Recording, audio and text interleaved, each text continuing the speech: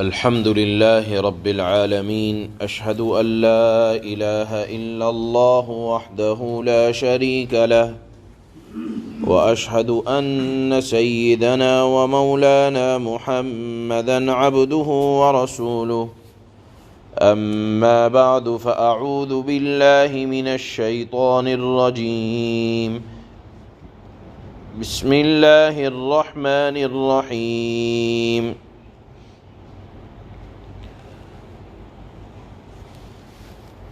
وَإِنَّ يُونُسَ لَمِنَ الْمُرْسَلِينَ إِذْ أَبَقَ إِلَى الْفُلْكِ الْمَشْحُونِ فَسَاهَمَ فَكَانَ مِنَ الْمُدْحَضِينَ فَالْتَقَمَهُ الْحُوتُ وَهُوَ مُلِيمٌ فَلَوْلَا أَنَّهُ كَانَ مِنَ الْمُسَبِّحِينَ لَلَبِثَ فِي بَطْنِهِ إِلَى يَوْمِ يُبْعَثُونَ فنبذناه بالعراء وهو سقيم وأنبتنا عليه شجرة من يقطين وأرسلناه إلى 100,000 أو يزيدون فآمنوا فمتعناهم إلى حين صدق اللہ مولانا العلی العظیم۔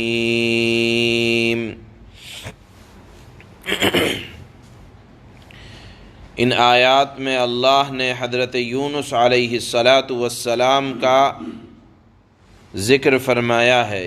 یہ حضرت یونس کا ذکر 11ویں پارے میں بھی آ چکا ہے اور 17ویں پارے میں بھی اللہ نے ان کی دعا اور تسبیح اور مختصر اجمالاً واقعہ نقل کیا۔ یہاں ان آیات میں بھی اللہ پاک دیگر انبیاء کے ساتھ حضرت یونس علیہ السلام کا ذکر فرما رہے ہیں۔ کیوں فرما رہے ہیں اس کی وجہ تو آگے بیان کریں گے۔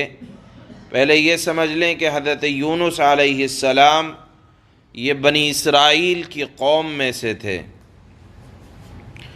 اللہ تعالیٰ نے انہیں بھی نبوت سے سرفراز فرمایا اور ان کو عراق کے شہر نینوا علاقے کی طرف اللہ نے نبی بنا کر بھیجا۔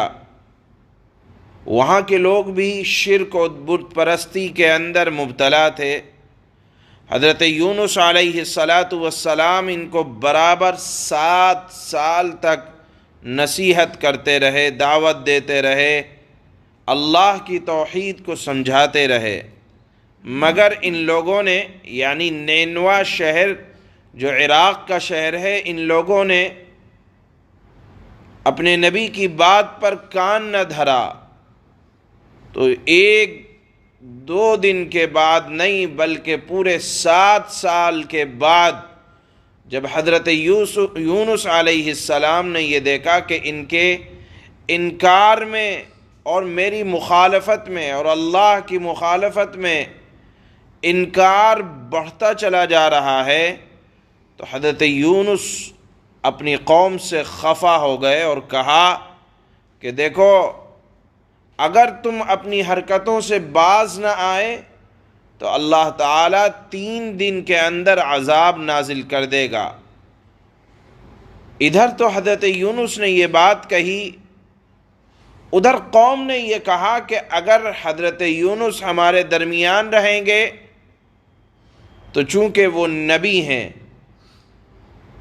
اور جب تک قوم کے اندر نبی رہتا ہے تو عذاب نہیں آتا، اور اگر حضرت یونس ہمارے درمیان سے چلے جائیں تو سمجھ لینا کہ اب تو تباہی بربادی یقینی ہے۔ چنانچہ 3 دن حضرت یونس ان کے درمیان اپنی یہ بات کہنے کے رہے۔ جب تیسری شب ہوئی اور حضرت یونس نے یہ دیکھا کہ اللہ کی طرف سے ایک سیاہ بادل عذاب بن کر آ رہا ہے، تو اپنی قوم میں سے نکل کر ایک دریا کے راستے ہو لیے۔ ادھر حضرت یونس علیہ السلام اپنی قوم کے درمیان سے نکلے، ادھر قوم نے ڈھونڈنا شروع کیا کہ عذاب آ رہا ہے، عذاب کے آثار ہیں، اب ہم تباہ ہو جائیں گے، اور یونس بھی نہیں مل رہے ہیں۔ تو رو رو کر گڑ گڑا کر اللہ سے دعا کی کہ اے اللہ ہماری توبہ کو قبول فرما، ہم نے اپنے نبی کی قدر نہ کی، آپ ہمیں معاف فرما دیں۔ اللہ نے معاف فرما دیا، عذاب ٹل گیا۔ ادھر حضرت یونس علیہ السلام ایک دریا کے اندر ایک کشتی جو لوگوں سے بھری ہوئی تھی اس میں سوار ہو گئے۔ وہ کشتی جب درمیان میں پہنچی تو وہ ڈولنے لگی اور ڈوبنے کے قریب ہو گئی۔ لوگوں نے یہ کہا، اس وقت زمانے میں لوگ یہ سمجھتے تھے کہ جو اپنے آقا کا بھاگا ہوا ہو، اگر وہ کشتی میں آ کر سوار ہو جائے اور کشتی ڈوبنے لگے تو اگر اس کو پانی میں ڈال دیا جائے تو عذاب یا پانی میں کشتی ڈوبتی نہیں ہے۔ حضرت یونس نے فرمایا کہ میں اپنے آقا کا بھگوڑا ہوں۔ یہ بات اس وجہ سے فرمائی کہ حضرت یونس علیہ السلام نے اللہ کی وحی کا انتظار کیے بغیر یا اللہ کے حکم ملنے کے بغیر اپنی قوم کو چھوڑ دیا۔ اللہ کو یہ ادا ذرا پسند نہ آئی کہ نبی نے اپنی قوم کو میرے حکم کے بغیر، بات صحیح تھی حضرت یونس کی کہ وہ عذاب کو دیکھ رہے تھے لیکن اللہ کی وحی کا انتظار کرنا تھا۔ حضرت یونس نے اللہ کی وحی کا انتظار نہ کیا، لہذا آزمائش آ گئی۔ انہوں نے کہا کہ میں اپنے آقا کا بھگوڑا ہوں اور مجھے آپ لوگ کشتی سے اتار کر پانی میں پھینک دو۔ کشتی والوں نے کہا کہ اتنا دیندار بزرگ آدمی یہ اپنے آقا کا بھگوڑا کیسے ہو سکتا ہے، ہم نہیں ڈالیں گے۔ انہوں نے کہا قرآن اندازی کر لو، پرچی پہ نام لکھ لو۔ چنانچہ ایک مرتبہ نام لکھا، حضرت یونس کا نام آیا، جب پرچی کھولی گئی یہ معاملہ 3 مرتبہ ہوا۔ حضرت یونس نے فرمایا کہ اب تو تمہیں مجھے ڈالنا ہی ہوگا۔ وہ مجبور ہو کر ان لوگوں نے، کشتی والوں نے حضرت یونس کو دریا میں ڈال دیا یا آپ خود دریا میں کود گئے، دونوں روایتیں ہیں۔ اور اس دوران اللہ نے ایک مچھلی کو حکم دیا کہ یونس کو اپنے پیٹ میں نگل لے، اور مچھلی کو حکم دیا کہ یونس تمہارے پیٹ میں تمہیں کھانے کی اجازت نہیں ہے، یہ تمہاری غذا نہیں ہے، بلکہ مچھلی کا پیٹ، تیرا پیٹ اے مچھلی ان کا قید خانہ ہے۔ چنانچہ اللہ نے مچھلی کے پیٹ میں حضرت یونس کو زندہ رکھا، اور جب حضرت یونس نے اپنے آپ کو مچھلی کے پیٹ میں زندہ پایا تو ان کو اپنی غلطی پر تنبیہ ہوئی، ندامت ہوئی۔ انہوں نے اللہ کے دربار میں ایک دعا پڑھی، لا الہ الا انت سبحانک انی کنت من الظالمین۔ الہی تیرے سوا میرا کوئی معبود نہیں، تو اکیلا ہے، میں تیری پاکی بیان کرتا ہوں۔ یہ دعا آپ برابر پڑھتے رہے، اور اللہ نے حضرت یونس کی اس درد بھری آواز کو سنا، عذر کو قبول فرمایا، اور مچھلی کو حکم ہوا کہ تیرے پاس ہماری جو امانت ہے تو اس کو نگل دے۔ چنانچہ مچھلی نے حضرت یونس کو ایک کنارے پر لا کر اگل دیا۔ کتنے دن حضرت یونس رہے اس کے بارے میں مختلف اقوال ہیں۔ ایک روایت کے اعتبار سے 1 دن یا 1 رات، بعض روایات کے اعتبار سے 3 دن 3 رات، بعض روایات کے اعتبار سے 7 دن 7 رات، اور بعض روایات کے اعتبار سے 40 دن تک حضرت یونس علیہ السلام مچھلی کے پیٹ میں قید خانے کے طور پر رہے۔ جب مچھلی نے آپ کو نگالا تو اللہ نے ان کے پاس ایک بیلدار درخت کو اگا دیا۔ لکھا ہے کہ وہ کدو کا درخت تھا۔ آپ نے وہ بہت کمزور ہو گئے تھے، ان کے بدن پر کوئی بال نہ بچا تھا۔ اللہ نے علاج کے لیے کدو کے بیل دار پھل کو کھانے کا حکم دیا، اور پہاڑی ایک بکری کو اس بات پر مامور کر دیا کہ وہ حضرت یونس کو دودھ پلایا کرے۔ چنانچہ جب وہ صحیح ہو گئے دوبارہ اپنی قوم میں گئے، قوم والوں نے حضرت یونس کو دیکھا تو خوشی کا بھی اظہار کیا۔ یہاں ایک بات آپ دیکھیں کہ جو قوم اگرچہ نبی کا انکار کر دے اور انبیاء کی تکذیب کر دے، لیکن اگر ان کو کسی بھی حالت میں اپنی غلطی کا احساس ہو جائے اور وہ اللہ سے توبہ کریں، گناہ جتنا بڑا ہو، گناہ معاف کرنے والا سب سے بڑا ہے۔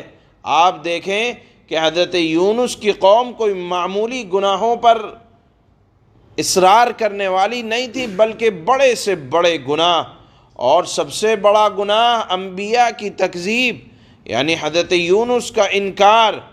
لیکن جب سچے دل سے آدمی توبہ کرتا ہے تو ایک گناہگار بستی چاہے گناہ کتنے بھی بڑے ہوں، جب سچے دل سے معافی مانگی جائے تو اللہ معاف کر دیتے ہیں۔ یہی اس واقعے کا خلاصہ ہے کہ آپ دیکھیں حضرت یونس کا انکار کیا قوم نے، شرک اور بت پرستی میں تھی، لیکن عذاب کو دیکھ کر سچے دل سے جب انہوں نے اللہ سے توبہ مانگی تو اللہ کافر قوم کو بھی معاف کر دیا کرتا ہے۔ اس کے بعد وہ لوگ ایمان بھی لائے، اور حضرت یونس جب بعد میں ان کے پاس تشریف لائے تو ان لوگوں نے اپنی خوشی کا بھی اظہار کیا اور آپ کی بات کو مانا۔ یہاں ایک بات اور علماء نے نقل فرمائی ہے کہ اللہ توبہ کے دروازے کو ہمیشہ کھلا رکھتے ہیں۔ اگر کوئی فرد ہو یا قوم ہو کسی بھی جرم کے اندر مبتلا ہو، عجز و نیازی اگر کرے تو اللہ قبول کرتے ہیں۔ جس طرح تنہائی میں حضرت یونس کی دعا قبول کی، اسی طرح اللہ نے قوم کی بھی دعا قبول کی، دونوں کی دعائیں قبول کیں۔ اسی طرح یہاں سورہ انبیاء میں یہ دعا آئی ہے، یہاں تو یہ ذکر ہے کہ اگر حضرت یونس یہ دعا نہ کرتے تو اللہ ان کو نجات نہ عطا فرماتے۔ اللہ نے نجات عطا فرمائی، لا الہ الا انت سبحانک انی کنت من الظالمین کی وجہ سے۔